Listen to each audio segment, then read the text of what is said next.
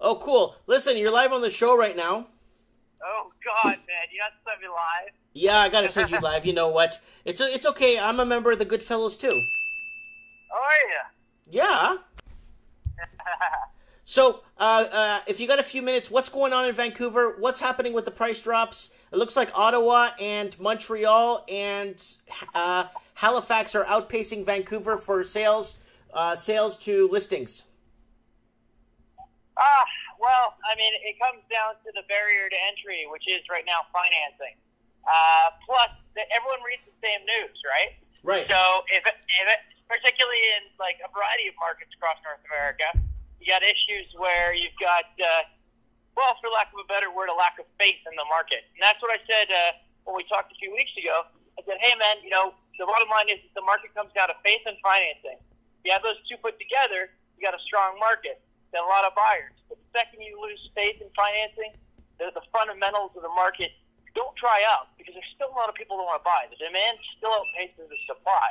The issue is that the fundamental ability to afford that supply diminishes. That's what we're tapping on here. So, are you seeing a mass exodus of Vancouverites? I know you're on the ground in Vancouver. What is happening there? Is everyone leaving? Are you seeing, are your friends leaving? What do you know personally? Well, I would say that I saw a mass exodus about 2-3 years ago. Mm-hmm. It's continuing to happen, particularly when people have kids. The fundamental fact that, it's tough to fit your second kid into a 2-bedroom apartment. Yeah. And nowadays, a 2-bedroom apartment sets you back $700,000 to $900,000. Even dual incomes have a tough time affording that. Yeah, that's for sure. And that's what happened to me. I wanted to have more kids, and I wanted a life. So I left the city, and I did what I did, and which kind of upsets me. You still haven't come up to visit me.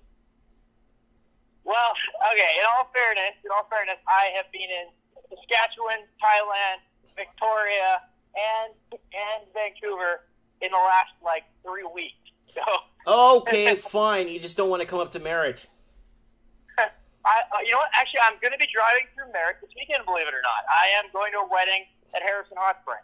Good. Come by and see me. I might be at the shop. Give me a call when you're in the area. I'd like to see you. Well, we're planning to head up kind of Friday night-ish and then come back down Sunday. So we'll try and line it up. Oh, for sure.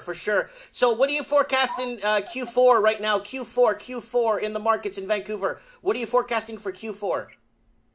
Volumes drop. Prices drop slightly. Okay. And it comes down to the two fundamentals, financing and faith, right? So if you look at, let's say you start talking about a couple of the new towers down in North Van, right? Yep.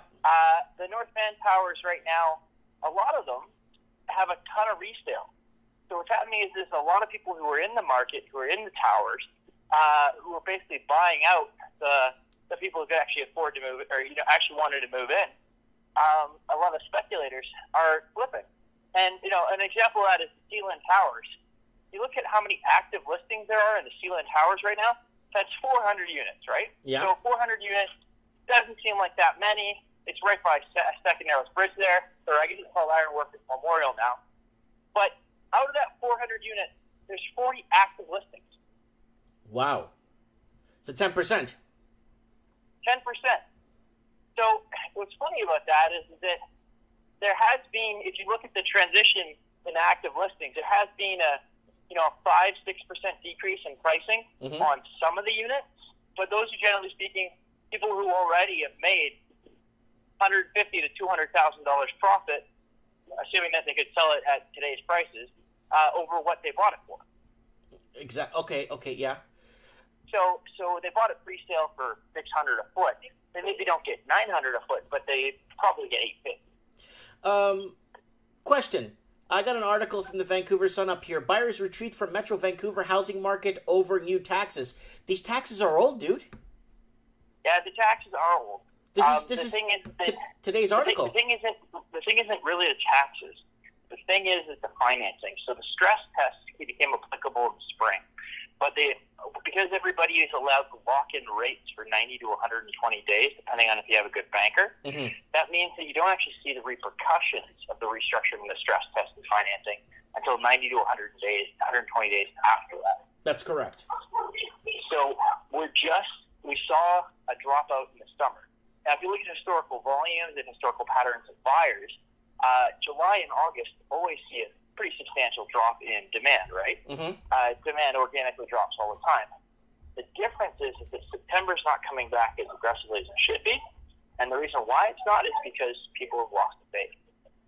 Yeah, that's again, affordability and the stress testing and all the gearing that's going, all the it's like a vice. It's like it's stuck in a vice, and people are having a really tough time selling because they're having a lot of people are having a tough time qualifying. Right. But let's put it this way: I have a buddy who's one of the top agents in North Van. He's platinum level, well known, like very well known. So I won't use his name. But the bottom line is, of his 10 active listings in the last few months, he's had to drop 3 or 4. But those sellers are basically saying, no, we're not going to sell. We're just going to reposition for rental for a year or two, wait for the market to turn. So what you won't see a mass exodus, a mass dumping of product. And you need that mass dumping of product to drop prices. Right. What you will see, though, is a stagnation. Right. Huge stagnation. And so rather than them selling at a huge discount and getting out, what they're all doing is they're going, well, the rental market is so desperate. What we'll do is we'll just barely cover our debt service and put a renter in there for a year or two to cover off our risk and wait for the market to turn back around in our favor. Well, and so, it's funny because, I know a bunch of sellers who are making that same decision right now. Interesting. But did you see, that's a good way of, I guess you can... Did you hear about Horgan? Who? Did you hear about Horgan's announcement today? Tell us, what happened? Horgan officially threatened to this morning, and according to sources, I got to verify this, I haven't actually seen this officially in the news, but according to several sources, has gotten rid of the 2% plus CPI cap. He's gotten rid of the 2%. Oh, that's right. I saw that today, actually. Yes, the NDP, right? Yep. I saw that today. I actually read through that. I skimmed through that today, yes. So it's going to be cheap. That is a big deal. Mm-hmm. Because that means all the apartment owners and all the guys who bought apartments recently basically lost their entire exit strategy, basically have lost their ability to have cash flow growth fast enough to dig them out of an over-leveraged situation. Yes. With interest rates potentially trending up, their exit strategy is gone. Now, what you're going to see happen is Horgan actually exacerbated the problem. He hasn't fixed the problem. So it's because the rate with which rents were raised went up from 4% to 4.5%, which in the grand scheme of things is very little. Yeah. For a typical $2,000 two-bedroom kind of thing, that's not even $100 a year, right? Or a month. It's not a big deal. Mm-hmm. But what you're seeing is you're seeing the newspapers go to town on them. So rather than being practical and looking at it from an economic standpoint and going, how do I increase the supply of rentals, which means you have to incentivize financially people to build them or convert them or make them more economically viable. Mm-hmm. Rather than doing that, what he's done is he's gone, I'm going to pander to my base. I'm going to get rid of that interest rate gap issue. And I'm basically going to go and I'm going to disincentivize people from building or renovating. Okay, so basically it's not worth the while anymore for the investor. Exactly. But here's where it gets interesting. Mm-hmm. Is it actually incentivizes the investor who's already in to renovate. It actually incentivizes the landlord to be bad to their tenant. Oh, that's horrible. Rent evictions is horrible. Where people get basically, guys watching the show, especially overseas, rent eviction is when someone gets kicked out of the property, so they have to do renovations on it, but they're just doing that to raise the rent for the next person to come in. But hold on, it backfired in Sydney. It backfired big time in Sydney. The vacancy rate for rentals in Sydney is through the roof. Yep. And so now there's going to be a lack of supply coming on. Yep. You're going to see a serious problem where there was plans for tens of thousands of units to be built in rental format, and go see the Goodman report to get details on that. Mm-hmm. They have a very elaborate involved process in that. But what they've done is they've incentivized landlords now to get around the rent ceiling, and it is effectively a rent ceiling. It's a rent cap. very similar to what you'd see in New York back in the day. Mm-hmm. So what's happened is now the landlords have no choice. The only way they can make money on a deal is to evict. That's horrible. It's people. It's playing with people's lives is what they're doing, right? Well, there's a bit of a debate here, and it's really a young versus old debate. And it's ironic because the old vote, the young don't. So which base does it pander to? It panders to the old. Mm-hmm. But if you look at it from a young versus old perspective, really it comes down to the fact that, well, they pander to the old because the old are the ones who are currently there and will vote and make a big deal to get evicted. But why should the young have to pay double or triple as much rent for a very comparable unit when the old are getting to cruise by and force the landlords to leverage the young harder in order to break even? Yeah, that's... So, I'm not entirely against the rent eviction policies. Mm-hmm. It's not necessarily a bad thing because it does potentially, one, fix a bunch of very old, very beat up units which need repairs. I mean, most of our inventory stock was built in the 60s, it's wood frame, and it's falling apart because there's no financial incentive for the landlord to maintain it. Right. Well, there's very little room. There's very little room to work with unless they paid it off back in the 70s and 80s, right? Yeah, exactly. So, and for that matter, most smart investors that did pay it off in the 70s and 80s would have refied and bought 2 or 3 more. Mm-hmm.